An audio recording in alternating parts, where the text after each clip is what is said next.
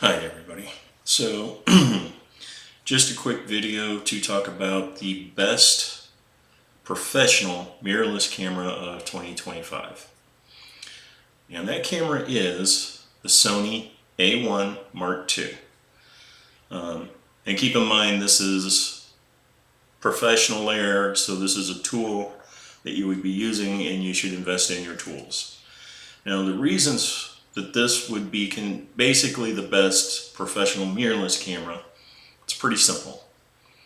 The camera has a 50 megapixel sensor. It can record 8K video at 30 frames per second or 4K video at 120 frames per second. It has best in industry autofocus, so your hit rate is going to be almost perfect.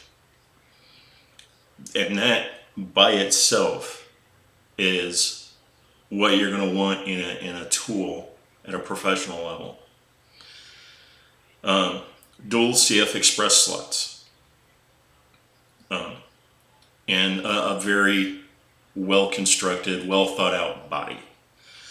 So given all of that, if I were a professional and I had not already invested in a system like Nikon or Canon, and you were shooting weddings or sporting events like races, football, high action events, the Sony A1 Mark II, it's got to be like your top choice. Now, that being said, if you've already invested in Nikon or Canon, doesn't say you can't move to the Sony system. The Sony system has lots of glass, and very, very good glass. So you can sell your existing setup and move into that. And you can use sites like MPB or KEH or eBay if you want. But if you've already invested in a significant amount of glass and one of the other systems, they all have really high-end, good professional quality systems. So take that as it is, but if you're just entering the professional space and you've got the funds and resources to invest in a brand new system, the Sony A1 Mark II is probably going to be your best bet. Now, with that being said, I do not own a Sony camera at all. Few reasons for that. The first of which is I have always found their menu systems to be a nightmare.